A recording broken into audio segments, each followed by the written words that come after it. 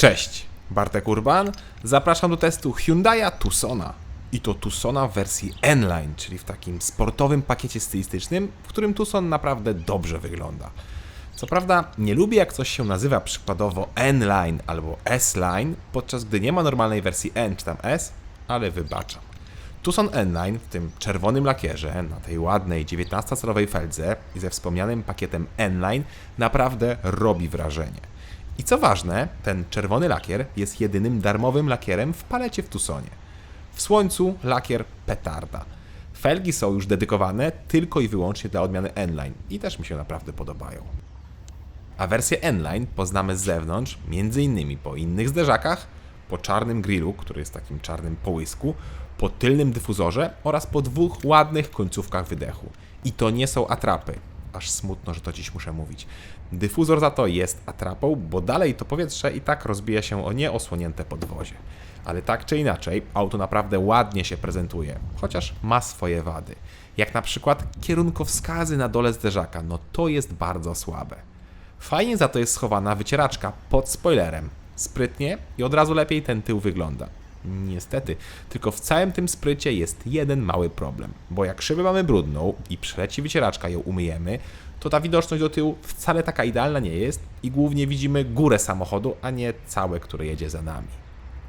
W związku z nieco innymi zderzakami, Tucson N-Line jest dłuższy od zwykłej odmiany o całe 10 mm i jego długość to 4510 mm. Szerokość i wysokość oraz rozstaw osi pozostały bez zmian i jest to kolejno 1865, 1650 oraz 2680 mm dla rozstawu osi. Bagażnik też jest oczywiście taki sam i ma pojemność 620 lub 577 litrów. W moim przypadku jest to 620 litrów, bo nie mam tutaj żadnej hybrydy, a ta zmniejsza właśnie kufer o te 43 litry. I to ta miękka hybryda, bo prawdziwa hybryda jeszcze bardziej zmniejsza kufer. Bagażnik jest całkiem ustawny, chociaż jak widzicie, po bokach nieco przeszkadzają nadkola. Podłogę można nieco obniżyć, chociaż też dość symbolicznie. Lepiej wyjąć ją całkiem, następnie wywalić ten styropianowy wkład i wtedy mamy duży kufer. Miło też, że z poziomu bagażnika można położyć tylne oparcia.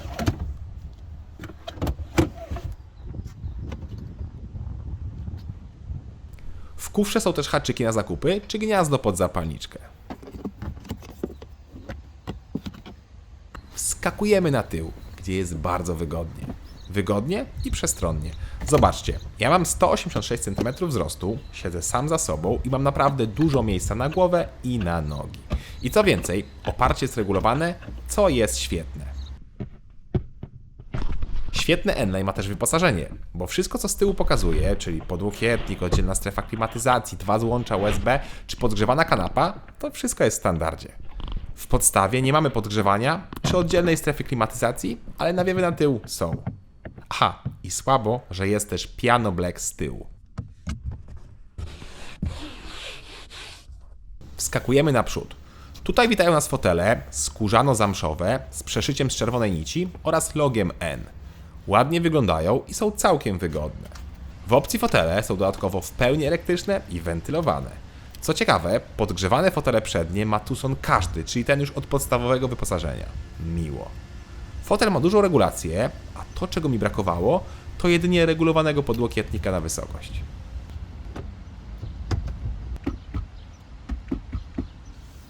To pora na deskę rozdzielczą, gdzie w wersji N-Line mamy tylko kilka akcentów, bo sama deska jest taka sama i niestety wciąż ma tą dziwną kierownicę.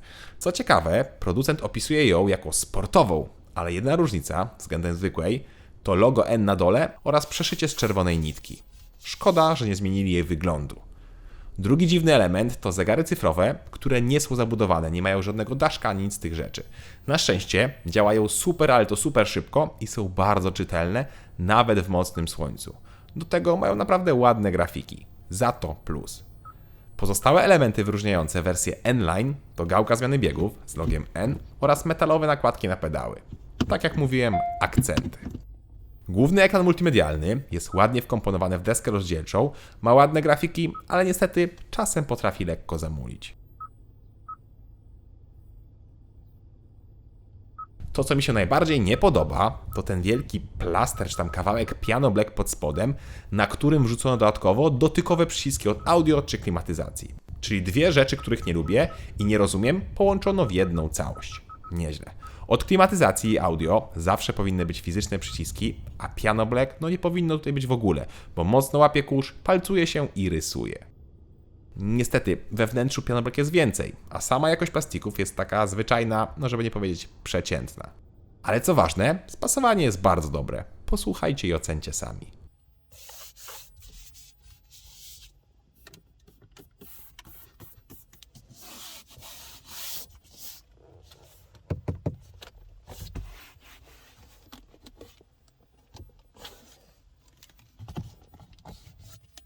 To na koniec jeszcze szybki rzut oka na schoweczki i zaglądamy pod maskę. A nie, jeszcze kamery. Otóż tu są ma kamery boczne, które uaktywniają się po włączeniu kierunkowskazu i pokazują nam obiekty w martwym polu. To jest super. Druga rzecz to kamery 360 stopni, które mają bardzo dobrą jakość i to też się ceni. No dobra, to zaglądamy pod maskę. A pod maską mam bazowy silnik 1.6 turbo, 150 koni, bez hybrydy, połączony z bazową, manualną skrzynią biegów i podstawowym napędem naprzód. I to jest ciekawe, że do najwyższego wyposażenia N-Line, tego sportowego, można wziąć taki podstawowy zestaw. Ja to szanuję i tak powinno być zawsze, bo często producenci do mocniejszych wersji automatycznie dają też wyższe, droższe wyposażenie, a to jest błąd. Zawsze powinien być wybór i tutaj taki mamy. Brawo. Szkoda tylko, że z oferty zniknął diesel 1.6 CRDI o mocy 136 koni. Jeszcze w zeszłym roku był, a teraz zostały już tylko benzyny. 1.6 turbo o mocy 150, 180, 230, a nawet i 265 koni w hybrydzie PHEV. I mój testowany egzemplarz występuje tylko i wyłącznie z manualem, a jak chcemy automat, to trzeba brać wariant z miękką hybrydą. To samo tyczy się napędu 4x4, musi być miękka lub pełna hybryda. Znowu hybrydy nie występują w ogóle z automatem, zawsze mają automat. Posłuchajmy więc mojego silnika.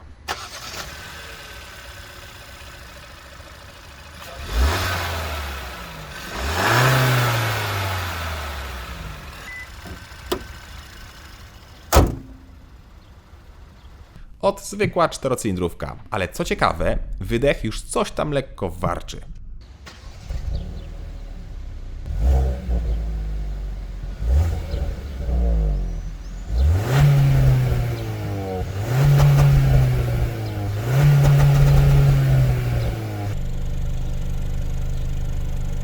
Słabo pewnie słychać na nagraniu, ale na żywo naprawdę tak delikatnie warczy czy tam mruczy. Pora więc na osiągi.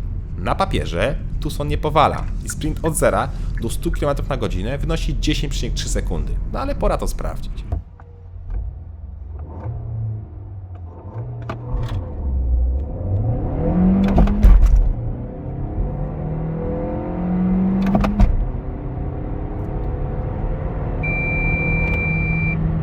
Mój najlepszy wynik to 9 sekund, czyli ponad 1 sekundę lepiej niż deklaruje producent. I co ważne, robiłem pomiar nie tylko w trybie sport, ale też w zwykłym trybie i czasy były niemal identyczne, bo różniły się o 1,2 sekundy, czyli dokładnie tyle, ile wynosi moja zła zmiana biegów.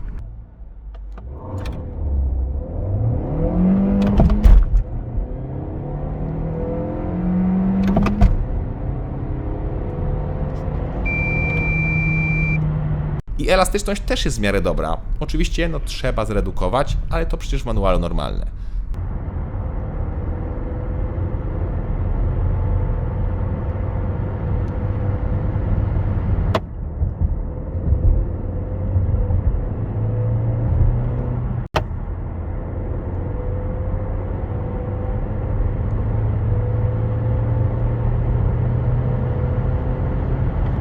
Co ważne, skrzynia jest precyzyjna, więc miło się też nią wachluje. No takie zwyczajne osiągi, nie ma się do czego przyczepić. A w sumie jest. Do spalania. Auto nie pali jakoś bardzo mało, jak na przednionapędowego SUV-a. Przy 140 Tucson palił mi już ponad 9 litrów, a przy 120 7,5. Moim zdaniem powinno być o ten 1 litr mniej. W mieście natomiast ciągle oscylowałem między 9 a 11 litrów. Tutaj już raczej taka norma jak na SUV-a, ale mówię, w trasie powinno być mniej. Poza tym mam jeszcze drobną uwagę do sprzęgła, które pracuje super lekko, trzeba się przyzwyczaić. Ale poza sprzęgłem, układ kierowniczy, hamulce czy zawieszenie, wszystko jest zestrojone bardzo dobrze, tak optymalnie. Początkowo czytałem komunikat prasowy, że odmiany N-Line mają mieć zawieszenie elektroniczne sterowane, to ESC, które ma być nieco sztywniejsze niż te zwykłe odmiany, ale z tego co widzę ta opcja nie jest dostępna. W cenniku nie można wybrać do odmiany N-Line tego zawieszenia. Chociaż z tego co się dowiedziałem od centrali Hyundai'a, to zawieszenie jest dostępne, ale tylko dla wersji hybrydowych. Co ciekawe, w cenniku i konfiguratorze wciąż tego się nie da wybrać. Dziwne. Pora więc na cennik. Podstawowy Tucson z testowanym silnikiem, czyli 1.6 turbo 150 koni, z napędem naprzód i manualem kosztuje minimum 116 000 złotych. Ten sam Tucson, ale w wyposażeniu N-Line, czyli takim jak testuję, to już wydatek 143 000 złotych. Dopłata jest naprawdę duża, chociaż wyposażenie jest niemal kompletne. Jak chcecie automat i miękką hybrydę w odmianie N-Line, to trzeba wydać 159 000 złotych, a jak 4x4 to już 170 000 złotych. Jak chcemy znowu pełną hybrydę w N-Line, to cennik zaczyna się od 175 000 złotych za przód napęd i 184 000 złotych za 4x4. A jak chcemy 265 koni, czyli najmocniejszego Tucsona w hybrydzie PHEV, to trzeba wyłożyć 204 000 zł w odmianie N9. W zwykłych wersjach hybryda 230-konna zaczyna się od 146 000 zł, a PHEV o mocy 265 od 186 000 zł. Czyli klasycznie, jak w każdej innej marce, jest już drogo. I to nawet bardzo. Chociaż podobno różnica jest taka, że w Hyundaiu da się w miarę szybko otrzymać zamówione auto, bo czas oczekiwania to od około 3 do 5 miesięcy. Ale może ktoś z Was mi to potwierdzi? Ja tymczasem podsumuję Tucsona w odmianie N-Line i z bazowym silnikiem. Tucson N-Line wygląda naprawdę bardzo nietuzinkowo i zwraca na siebie uwagę. Raz, pięknym czerwonym kolorem, 2, nietuzinkowym designem, a 3, tym właśnie pakietem N-Line, który nadaje autu sporo charakteru. Oczywiście, wygląd to kwestia gustu. Podstawowy silnik ma wystarczające osiągi, tylko auto nieco za dużo pali. Chociaż i tak miło, że można wziąć podstawowy silnik z najwyższego wyposażenia. Za to plus. Minusem na to są plastiki, te powinny być lepsze. Chociaż tutaj Tucson nadrabia nieco wyposażeniem, bo nawet w podstawie jest już przyzwoicie. Podsumowując, nowy Tucson w odmianie N9 to solidna propozycja. Cześć!